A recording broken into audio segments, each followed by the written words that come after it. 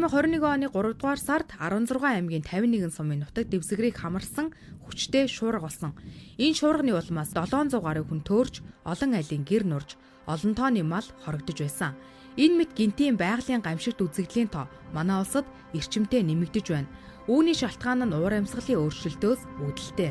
Намайг Нэмж Янцангийн Балжин гэдэг. Би Монгол Улсын их сургуулийн цагуурын ангийг 2012 онд төгсөөд ус цагуур орчны судалгаа мэдээллийн хүрээлэнгийн уур амьсгалын хэлцэд уур амьсгалын инженерээр ажиллаж орж исэн. Одоо уур амьсгалын инженерээр ажиллаж аваад 2021 онд Дэлхийн цагуурын байгууллагын тэтгэлгээр Бүгд найрамдах Солонгос улсад магистрийн зэрэг хамгаалж ирээд одоогоор эрдэм шинжилгээний ажилтан хийж байна.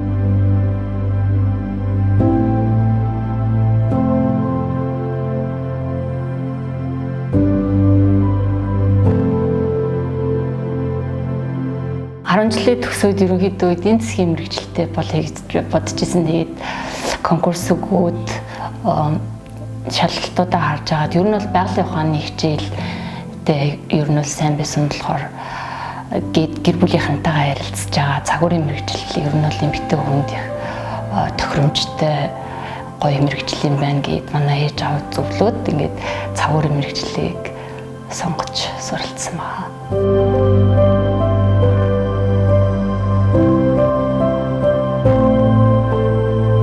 2012 онд уур амьсгалын хэлцэд ороод надад яг ажилтан ороход бол нөгөө олон жил одоо хөдөө орон нутагт ажилласан уур амьсгалын инженерүүдийг шалгах одоо тэр хүмүүсийн хийсэн ажлыг шалгана гэдэг маань маш хариуцлагатай ажил юм байна. Тэгэхээр одоо өөрийнхөө хийж байгаа ажлыг алхам тутамдаа хянамга ямар нэгэн алдаа гаргахгүйгээр хийх ёстой юм байна гэдгийг аягуусаа ухаамсарлаж авсан. Тэгээд тэр үеийнхээ технологич инженерээр уур амьсгалын инженерээр яг ямар ажил хийх үү гэдгийг маш сайн одоо заавар зөвлөмжийн дааж тэгээд ер нь л ажиллаж эхэлсэн байгаа. Тэгээд манай уур амьсгалын хэлцийн гол онцлог нь болохоор улсын одоо сүлжээг ерөнхийдөө арга зүйн удирдлагаар хангаж авч явдаг маш том үндсэн үүрэгтэй. Тэгээд уур амьсгалын хэлцэд маань нарны одоо арилуугийн цагуурын гэсэн одоо улсын сүлжээний үндсэн 3 хэсэг одоо хамт одоо арга зүйн удирдлагаар хангагдаж явдаг. Тийм үүргийнхаа дагуу уур амьсгалын орон нутгийн инженерүүд болон техникчнэрийг шалгасан ажилд бид нар энэ сар болгон бидэн дээр ирээд бид тэрэнд заавар зөвлөгөө өгөөд буцаагаад тэр инженерүүдэд хариу зааварчилгаа болгоод одоо гарсан алдаа дутагдлыг дахин давтагдуулахгүйгээр ингээд тогтмол одоо орон нутгийн хүмүүстэйгээ харилцаж ажилладаг байгаа.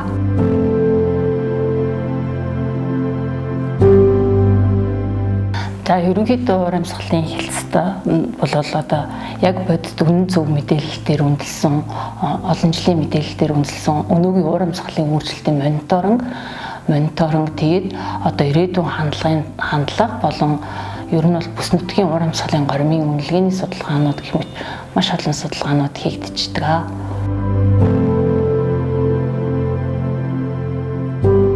Одоо уур амьсгалын мэдээллийг бүх салбарт одоо ашиглана. Хамгийн ангийн одоо нандж гэхэд одоо уур амьсгалын мэдээлэл маань бодит хугацааны мэдээлэл учраас урьдчилан мэдээ гаргах загварын одоо өгөгдлийн анхны өгөгдөл болж одоо уур амьсгалын мэдээллүүд ашиглагдана. Дээрээс нь одоо хэрэглээний уур амьсгал, газар тариалан, хөдөө аж ахуй, эрүүл мэнд гэдэг одоо маш олон салбарт уур амьсгалын мэдээллүүд бол одоо маш чухал хэрэгцээтэй байдаг.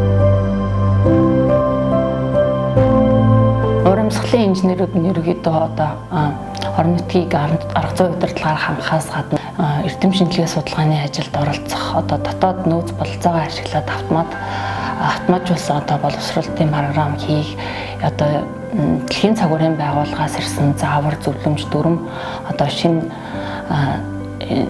одоо мэдээлэл одоо технологийн чиглэлийн мэдээлэл бүгдийг нь одоо цаг тухайд нь боловсруулад тэгээд ингээ орон нутгийнхаа инженерүүдэд аль болох түргэн шуурхай сургалт семинар болгож одоо хүргэдэг байгаа.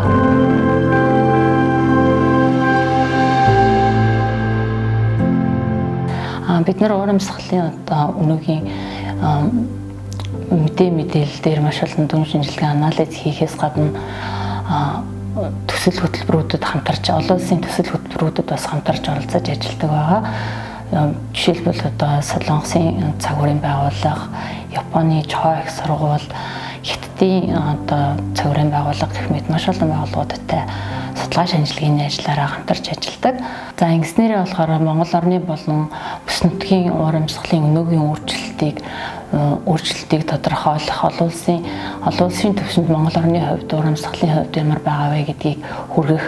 За жишээлбэл 2022 онд бид Азийн бүс нутгийн урамсгалын томьд одоо Монгол орны хувьд ямар байсан бэ гэдгийг хэвлүүлж олон улсын сэтгүүлд оролцож одоо хэвлүүлсэн байгаа. Гэх мэт одоо олон улсын судалгаа шинжилгээний ажлуудад хамтарч ажиллаж маш олон судалгаа шинжилгээний үр дүнг заавар одоо зөвлөмжт ном тогтмол болгож хэрэглэгчд хүргэж байна.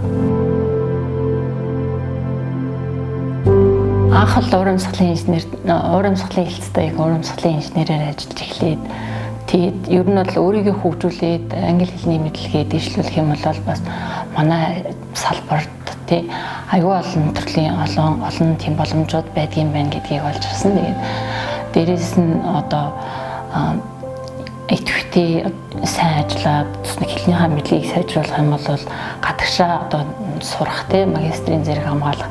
Миний хувьд бол дэлхийн цагуурын байгууллагын тэтгэлгээр магистрийн зэрэг хамгаалсан. Түүнээс гадна одоо мэргэжлийнхаа өөршим одоо судалгаа шинжилгээнийхээ үр дүнг олон улсын маш олон одоо олон улсын хурал, уулзалт болон одоо олон улсын төслийн үр дүнд эрдэмшлэгийн судалгааныхаа үр дүнг олон судлаачтай хамтарч хэвлүүлэх тий энэ ер нь бол судалгааны ажлынхаа одоо нэг судалгааны ажил эхлүүлээ, судалгааны ажлын ард гараад тэр үр дүнгээ олон улсын сэтгүүл юм уу дотоодын сэтгүүлд хэвлүүлэх хийсэн ажлынхаа үр дүнг ингээд харах бол надад хамгийн одоо гоё санагддаг. Дээрээс нь манай мэргэжлийн хамгийн сонирхолтой нь анх яг би мэргэжлээ сонгоод ямар ч оюутан болоод бол анх мэргэжлээ сонгохдоо ямар ч тийм цагуурын талаар ойлголт байхгүйсэн. Тэгээд сүүлд нь ажиллаад эхлэнгүүд манай мэргэжил маш сонирхолтой байгалийн одоо олон төрлийн процессыг судалдаг.